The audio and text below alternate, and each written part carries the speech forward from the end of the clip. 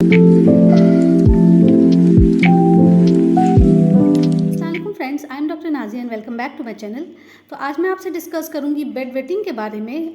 बहुत common problem है। इसे हम नॉक्टर्नल एन्यूरिसिस भी कहते हैं, यानी कि बेड पे यानी बिस्तर पे यूरिन पास हो जाना, इनवॉलेंट्री यूरिन पास हो जाना, यानी बच्चों में भी देखी गई है और बड़ों में भी ये कंप्लेन देखी जाती है। बहुत कॉमन प्रॉब्लम है, लेकिन बच्चों में ज़्यादातर देखा जाता है। तो या तो डे में भी हो सकता है, नाइट में भी हो सकता है, दोनों केस में ये चीज़ देखी गई है। तो बहुत ज़्यादा ये आजकल क्या हमेशा से ही ये कॉमन कंप्लेन रही है, और होम्योपैथी में इसका बहुत अच्छा रोल है, बहुत ज़्यादा स्कोप है इसके ट्रीटमेंट में, और बहुत सारे पेशेंट इससे अच्छे हो जाते हैं। तो आज मैं आपको अच्छी सी कुछ इसका पहले कॉजेज़ वगैरह बताऊँगी, उसके बाद में एंड में मैं आपको होम्योपैथिक रेमेडीज़ बताऊँगी इससे रिलेटेड, बेड वेटिंग यानी नॉक्टर्नल एन्यूरिसिस से रिलेटेड। तो वीडियो को फुल वॉच ज़रूर करिएगा ताकि कोई इंपॉर्टेंट पॉइंट आपसे मिस ना हो सके। तो सबसे पहले देखते हैं कि नॉक्टर्नल एन्यूरिसिस होता क्या है। तो नॉक्टर्नल एन्यूरिसिस यानी बेड वेटिंग मतलब होता है unable to hold the urine. तो इस पे क्या होता है कि ब्लैडर जो है, यानी कि यूरिन जहाँ हमारा स्टोर होता है, वहाँ पे जब नॉर्मल केसेस में जब यूरिन फिलअप हो जाता है यानी ब्लैडर फुल आपका हो जाता है, तो आपके नर्वस सिस्टम यानी नर्व्स के थ्रू ब्रेन पे कमांड जाता है कि अब आपको यूरिन पास करना चाहिए, आपका ब्लैडर फुल हो चुका है। तो आपका ब्रेन जो है वो नेक्स्ट कमांड करता है ब्लैडर के ऊपर कि मतलब आप पास कर सकते हैं यूरिन। लेकिन कभी कभी ऐसा होता है कि उसको कमांड करने में टाइम लग जाता है, यानी कि वो कमांड कर भी दे तो भी कभी कभी ब्लैडर होल्ड नहीं कर पाता है। नॉर्मल केसेस में ब्लैडर होल्ड कर लेगा कि हाँ ठीक है यूरिन लगी है, लेकिन हमको बाथरूम जाने तक 2 मिनट 3 मिनट लगेगा, तो उतनी देर हम होल्ड कर लेंगे। लेकिन कुछ केसेस में यानी पैथोलॉजिकल या फिर कोई डिजीज़ ऐसी है जिस केस में ऐसा होता है कि आप कंट्रोल नहीं कर सकते यूरिन, और आपका कमांड ब्लैडर से ब्रेन तक जाते ही इमीडिएटली आपको यूरिन पास हो जाती है, आप होल्ड नहीं कर पाते हैं। तो ये चीज़ होती है एग्जैक्टली जब हमें ये होता है इनवॉल्नटरी यूरिनेशन की कंप्लेंट देखी जाती है। तो कमांड हो रहा है कंट्रोल करने का, लेकिन ब्रेन कंट्रोल नहीं कर पा रहा है, नर्वस सिस्टम अफेक्टेड है, तो इसलिए अर्ज है यूरिनेशन की और यूरिन इमीडिएटली पास हो जाता है, यानी होल्ड नहीं कर पा रहा है। ये होता है इसका मैकेनिज्म। तो अब आते हैं इसके कॉजेज़ की तरफ। क्या वजह है जिसकी वजह से ये देखा जाता है कि इनवॉल्नटरी यूरिनेशन बहुत ज़्यादा बच्चों में देखी गई है, यानी कि जिस एज से ऊपर बच्चों को कंट्रोल करना सीखना चाहिए बच्चे, लेकिन कंट्रोल नहीं कर पाते हैं। तो क्या कॉजेज़ है? मेन तो इसका बेसिक है कि अननोन कॉज है, कभी कभी अननोन कॉज से भी ऐसा होता है। नेक्स्ट आता है कि अगर आप बहुत ज़्यादा वाटर इनटेक बच्चे को दे रहे हैं, यानी सोने से पहले बहुत ज़्यादा पानी बच्चे पी रहे हैं, या बहुत ज़्यादा मिल्क इनटेक कर रहे हैं, तो इस वजह से भी बिस्तर पे यूरिन पास हो सकती है बच्चों में।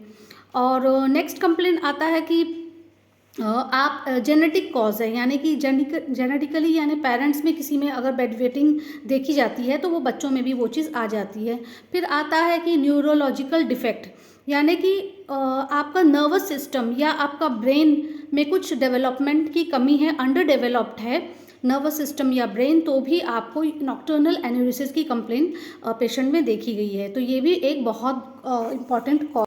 नेक्स्ट कॉज आता है कि पुअर स्लीप, यानी कि आपकी बच्चे की स्लीप प्रॉपर नहीं है और ड्रीम्स बहुत ज़्यादा आते हैं, बहुत ज़्यादा सपने देख रहा है बच्चा, तो भी उसको इनवॉलेंट्री यूरिन पास हो सकता है। ये भी एक इम्पॉर्टेंट पॉइंट है। नेक्स्ट आता है ब्लैडर कॉन्ट्रैक्शन, यानी ब्लैडर कॉन्ट्रैक्ट हो जाता है इम्प्रॉपरली मैनेज्ड न्यूरोलॉजिकल सिग्नल्स की वजह से। तो इस वजह से भी आप बच्चों में यूरिन पास हो जाता है इनवॉल्यूंट्री। अच्छा, एडल्ट्स में एक चीज़ और देखी गई है कि एडीएच हार्मोन जो हमारा होता है, यानी कि एंटी डायूरेटिक हार्मोन जो होता है, उसके डिक्रीज लेवल्स की वजह से भी हमको नॉक्टर्नल एन्यूरिसिस की कंप्लेन हो सकती है, यानी कि उसका लेवल कम हो चुका है जितना होना चाहिए, इस वजह से वो सिग्नल ब्रेन को नहीं पहुंच पाता है, जिस वजह से आपको नॉक्टर्नल एन्यूरिसिस हो सकता है। और एक कॉज एडल्ट्स में स्ट्रेस का भी है, बहुत ज़्यादा स्ट्रेस लेने से भी ये कंप्लेंट पेशेंट में देखी जाती है। और कुछ एडल्ट्स में ये भी देखा गया है कि अल्कोहल इंटेक ज़्यादा है, या तो फिर कॉफ़ी का इंटेक ज़्यादा है, या चॉकलेट्स वगैरह का इंटेक बहुत ज़्यादा अगर बच्चों में है तो भी उसको नॉक्टर्नल एन्यूरिसिस यानी बेड वेटिंग यानी बाथरूम बिस्तर पे हो जाना, यूरिन पास हो जाना बहुत ज़्यादा देखा गया है। तो ये सारे कुछ इंपॉर्टेंट और मेन कॉजेज़ है जिसकी वजह से नॉक्टर्नल एन्यूरिसिस हो जाता है। तो एक्चुअली लेवल मतलब एज ग्रुप का लेवल क्या है, अगर 6 इयर्स तक गर्ल्स है तो वो कंट्रोल करना सीख जाते हैं।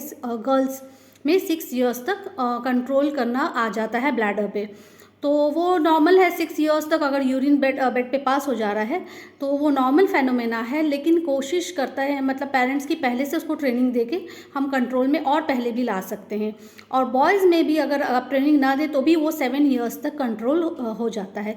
अब 6-7 इयर्स के अबव भी अगर बेड वेटिंग देखा गया है आपके बच्चों में तो आप उसे दवाओं की ज़रूरत है।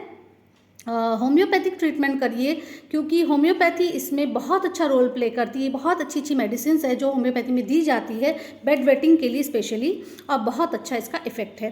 तो बात करते हैं, अब आते हैं मेन पॉइंट की तरफ कि होम्योपैथिक रेमेडीज़ अच्छी अच्छी बताती हूँ मैं आपको। बेड वेटिंग की कंप्लेंट अगर आपके बच्चों में है या बड़ों में भी किसी में है तो आप उसको बहुत ईजीली होम्योपैथिक मेडिसिन से कंट्रोल में ला सकते हैं और बहुत जल्द। तो कंटिन्यू करती हूँ आगे वीडियो। तो सबसे बेस्ट और सबसे अच्छी रेमेडी जिसका बहुत अच्छा रिस्पांस रहा है मैंने देखा है वो है इक्विसेटम का। इक्विसेटम मदर टिंचर आपको यूज़ करना है।